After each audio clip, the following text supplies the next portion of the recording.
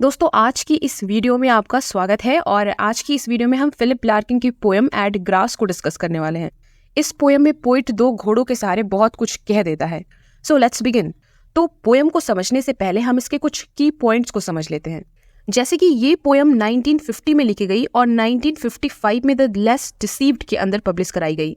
इसे एक elegy consider किया जाता है और आयम्बिक पेंटामीटर में लिखी गई ये एक लिरिक पोइट्री है दोस्तों, जिसमें 6 स्टैंजास के 30 लाइन्स हैं और उन स्टैंजास की राइम स्कीम है ABCA अब है इसकी theme.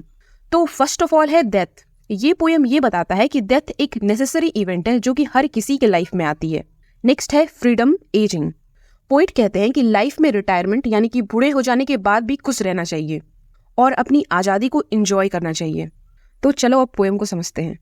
The I can hardly pick them out from the cold shed they shelter in, till wind distresses tail and mane, then one crops grass and moves about, the other seeming to look on and stand enormous again.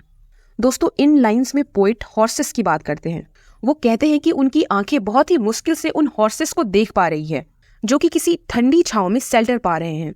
और poet कहता है कि हवा के चलने पर जब उनकी पूंछ और मेन हिलती है तभी पोइट को समझ आता है कि वहाँ हॉर्सेस हैं।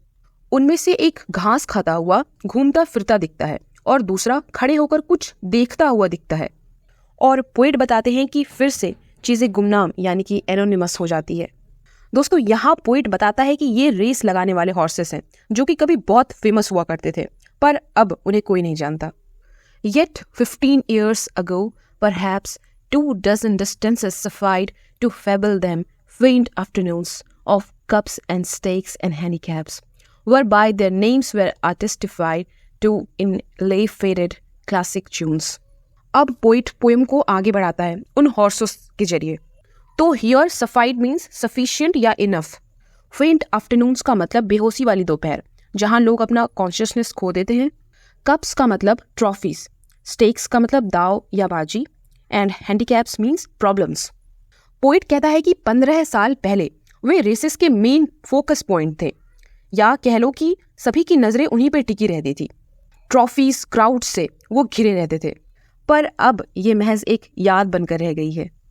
Silk at the start against the sky, numbers and parcels outside, squadrons of empty cars and heat and littered grass that the long cry, hanging unhushed till it subside to stop press columns on the street. दोस्तों ये silk यहाँ पर luxury को दिखा रहा है।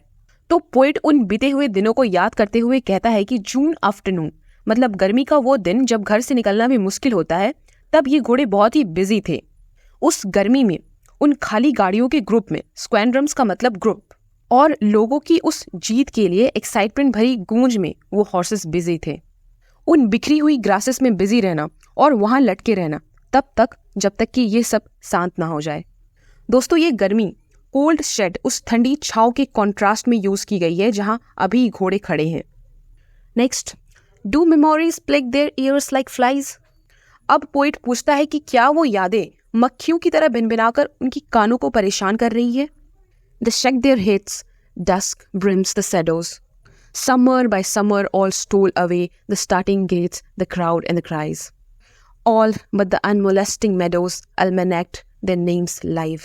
अनमोलेस्टिंग meadows का मतलब अनछुआ घास। तो शाम का समय है, वे घोड़े अपने सिर हिलाकर कह रहे हैं समर बाय समर, गर्मी की गर्मी सारी छिन गई। वो स्टार्टिंग गेट जहाँ से वो उस भीड़ की आवाज़ सुनाई देती थी अब वो नहीं रही। All but the unmolesting meadows almanacked their names live. बस उन अछूते घास को छोड़कर जिनमें उनके नाम लिखे हैं, इन्हें छोड़कर बाकी सारी चीज़ें खत्म हो गई। यहाँ पोइट कहते हैं कि हम कैसे अपनी यादों के सामने झुक जाते हैं और ये कभी न मिटने वाली यादें हमें परेशान करती रहती है। They have slipped their names and stand at ease और gallop for what must be joy and not a field glass sees them home, और curious stop watch prophesies only the groom and the groom's boys with bridles in the evening come. अब देखो scene change हो जाती है past से present में। अब ऐसा लगता है मानो घोड़े ने अपना नाम कहीं पीछे छोड़ दिया है और वे उस मैदान से, उस स्टॉप वॉच से और उन बड़े बड़े लोगों से आज़ाद हो गए हैं अपनी ज़िंदगी के सामने। दोस्तों, फिलिप लार्किन इस पोएम के थ्रू ह्यूमन और एनिमल्स को कंपेयर करते हैं। जानवर ह्यूमंस की तरह नहीं होते, उनके पास दिमाग नहीं होता, इसलिए उनके मन में कोई पछतावा, कोई डर या कोई डाउट नहीं होती। उनके भीतर शांति होती है और वो अपनी लाइफ को एक्सेप्ट करते हैं, इसलिए वो खुश रह पाते हैं। उनके भीतर कोई पश्चाताप नहीं होती।